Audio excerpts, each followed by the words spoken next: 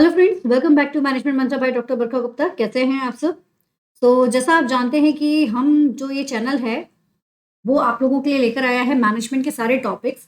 तो बहुत सारे topic like NTHC net, management training, MBA, BBA, BCom, MCom या जिस भी सब्जेक्ट की आप तैयारी कर रहे हैं जिसमें मैनेजमेंट इंक्लूड है, आपको उसके टॉपिक यहाँ पर आसानी से मिल जाएंगे। तो आज हम एक टॉपिक लेकर आए हैं, मिन्सबर्ग ऑर्गेनाइजेशनल स्ट्रक्चर्स। इसका हम देखने वाले हैं एक चार्ट के थ्रू कि कैसे इसने अपने जो ऑर्गेनाइजेशन स्ट्रक्चर्स हैं वो बताए हैं, उसमें क्या बेसिक मोटो है वो आज हम देखने वाले हैं। और साथ ही साथ इससे जुड़ा हुआ कुछ क्वेश्चन भी हम यहाँ पर कैसे बनते हैं वो भी हम आपको यहाँ पर बताएंगे। तो चलिए शुरू करते हैं आज का सेशन। देखिए, मिन्सबर्ग ऑर्गेनाइजेशनल स्ट्रक्चर, ये नाम कोई अनजान तो नहीं है, आपने पहले भी इस नाम को सुना होगा। मैनेजमेंट में कुछ नाम ऐसे हैं जो कंटिन्यू बेसिस पर आपको रिपीट होंगे ही होंगे। जैसे कि हेनरी मिन्सबर्ग ने रोल्स दिए थे, मैनेजरियल रोल्स दिए थे, अराउंड 10 रोल्स थे जो 3 कैटेगरीज में बटे हुए थे। किस किस को ये याद है वो मुझे जरूर कमेंट बॉक्स में बताइएगा। तो चलिए देखते हैं अब इन्होंने कुछ ऑर्गेनाइजेशन स्ट्रक्चर्स दिए हैं वो कौन कौन से हैं। तो इनमें जो ऑर्गेनाइजेशन स्ट्रक्चर्स दिया है वो है आपका entrepreneurial, machine, professional, diversified, innovative, missionary and political. यहाँ पर इन्होंने इस तरह से अराउंड 7 कॉन्फ़िगरेशंस दिए हुए हैं ऑर्गेनाइजेशन स्ट्रक्चर से रिलेटेड। ठीक है। और जो प्राइम कोऑर्डिनेटिंग मैकेनिज्म अगर हम बात करें कि वो क्या है यहाँ पर, तो इंटरप्रेन्योरियल जो है वो एक तरह से सिंपल ऑर्गेनाइजेशन स्ट्रक्चर होता है। तो जो सिंपल ऑर्गेनाइजेशन स्ट्रक्चर होता है उसमें आपका क्या होता है कि डायरेक्ट सुपरविजन होता है, लाइक टॉप मैनेजमेंट डायरेक्ट अपने लोअर लेवल को सुपरवाइज कर रहा है, तो डायरेक्ट सुपरविजन यहाँ पर होगा। अगर की पार्ट देखा जाए ऑर्गेनाइजेशंस का, तो यहाँ पर स्ट्रैटेजिक एपेक्स होंगे, यानी कि स्ट्रैटेजीज को फॉलो कैसे करना है उन सब के बारे में यहाँ पर बताया जाएगा। और टाइप ऑफ डिसेंट्रलाइजेशन की अगर बात की जाए तो वर्टिकल एंड हॉरिजॉन्टल यहाँ पर आपका डिसेंट्रलाइजेशन होगा, vertical and horizontal. Now machine की अगर बात करें तो जो मशीन ऑर्गेनाइजेशन स्ट्रक्चर्स होता है वहां पर स्टैंडर्डाइजेशन टू वर्क प्रोसेस, मतलब जो वर्क की प्रोसेस है उसको स्किल्स के अकॉर्डिंग स्टैंडर्डाइज किया गया है ना। तो यहाँ पर क्या किया है, मशीन्स के अकॉर्डिंग स्टैंडर्डाइज किया गया है, वर्क प्रोसेस के अकॉर्डिंग स्टैंडर्डाइज किया गया है कि लाइक अगर स्पिनिंग की मशीन है तो उसको स्पिनिंग के सेक्शंस में रखा जाएगा, अगर कटिंग की मशीन है तो उसे कटिंग के सेक्शंस में रखा जाएगा, अगर कलरिंग की मशीन है तो उसे कलरिंग के सेक्शंस में रखा जाएगा। तो इस तरह से वर्क प्रोसेस को भी स्टैंडर्डाइज कर दिया गया है। और की पार्ट इसका है कि यहाँ पर टेक्नो स्ट्रक्चर्स का यूज किया जाता है, क्योंकि यहाँ पर जो मशीन्स है वो टेक्निक्स यानी कि हमारे टेक्नोलॉजी के थ्रू ही आई हैं, इसलिए यहाँ पर दिया गया है। और यहाँ पर लिमिटेड हॉरिजॉन्टल पार्ट यहाँ पर आपको देखने को मिलेगा अगर हम डिसेंट्रलाइजेशन की बात करते हैं तो।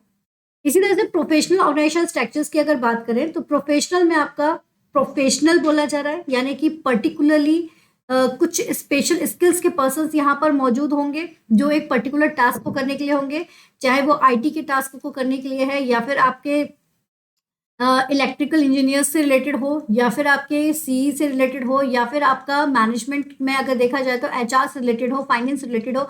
तो स्टैंडर्डाइज स्किल्स यहाँ पर देखने को मिलेगी आपको। और की पार्ट जो है वो आपको ऑपरेटिंग कोड देखने को मिलेगा। यहाँ पर बेसिकली जो रहता है वो हॉरिजॉन्टल आपको डिसेंट्रलाइजेशन देखने को मिलेगा। कैसा? हॉरिजॉन्टल, क्योंकि हम डिपार्टमेंट वाइज इसको बांट सकते हैं।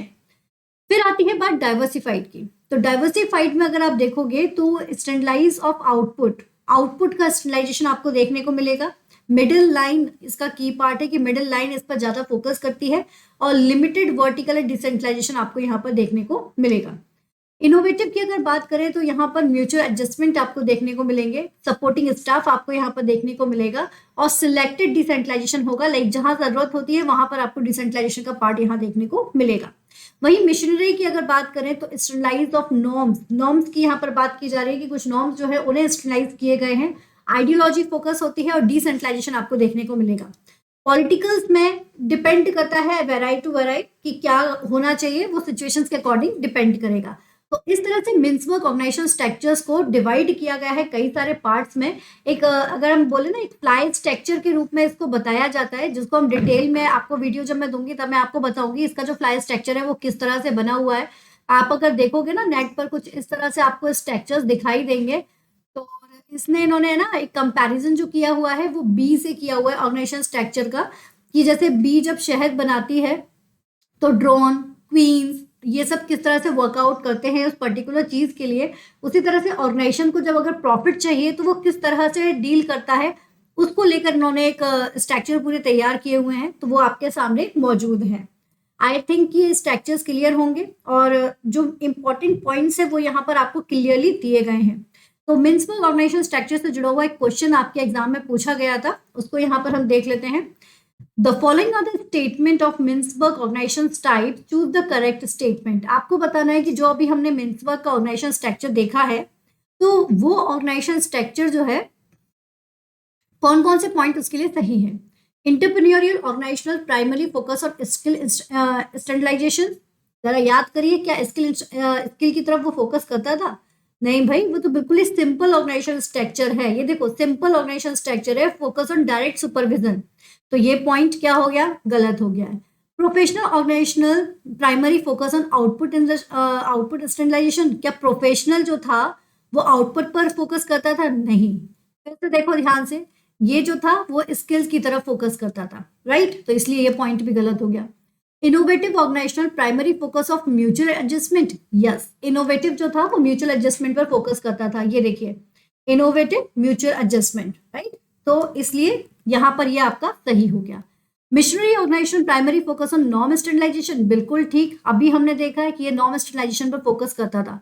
Now innovative organisation do not focus on mutual adjustment, तो जो इनोवेटिव ऑर्गेनाइजेशन है आपका, ये हमने अभी देखा था कि वो म्यूचुअल एडजस्टमेंट पे फोकस करता है, तो दोनों में से एक ही पॉइंट सही हो सकता है। तो जब ये सही है तो ऑलरेडी ये गलत ही होगा।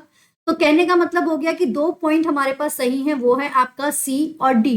तो सी और डी यहाँ पर आपको एक ही ऑप्शन में दिखाई दे रहे हैं, यानी कि ऑप्शन 3 जो है वो इसका राइट आंसर है। ठीक है, तो this is the right one.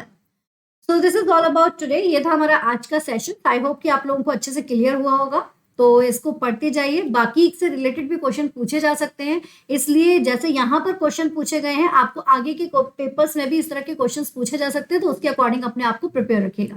Thank you so much. Keep study hard with smart. Video पसंद आए लाइक जरूर करो, शेयर जरूर करो, चैनल को सब्सक्राइब जरूर करना। All the best.